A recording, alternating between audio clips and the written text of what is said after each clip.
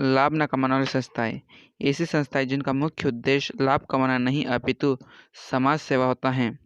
ये संस्थाएं मुख्यतः समाज सेवा के लिए ही स्थापित की जाती हैं। आज इन संस्थाओं की हम विशेषताएं पढ़ेंगे। पहली विशेषताएं, इन संस्थाओं का मुख्य उद्देश्य लाभ कमाना नहीं होता है। ये जो संस्थाएं होती हैं इसका मुख्य उद्देश्य लाभ कमाना नहीं होता है।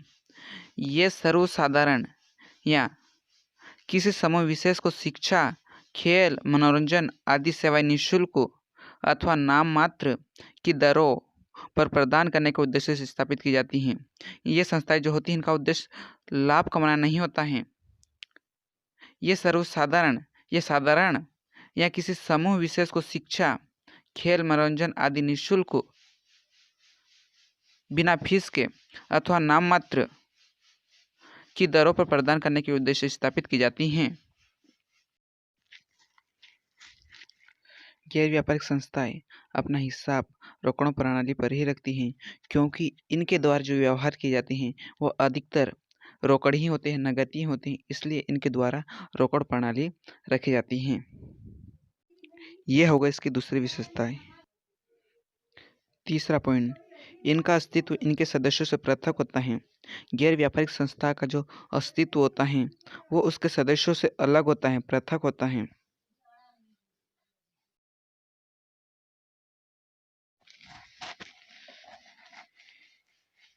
इनकी आय का प्रमुख साधन, ये जो संस्थाएं होती हैं इनकी आय का, इनकम का प्रमुख साधन होता है चंदा, दान, राजकीय सहायता और विनियोगों पर ब्याज आदि।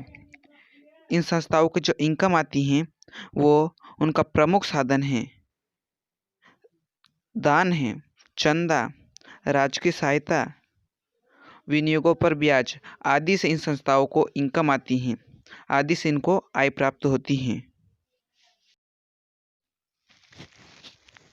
पांचवी विशेषताएं, इन संस्थाओं द्वारा लेखांकन हेतु प्राप्ति भुगतान खाता, आयव्यय खाता तथा चिट्ठा बनाया जाता है।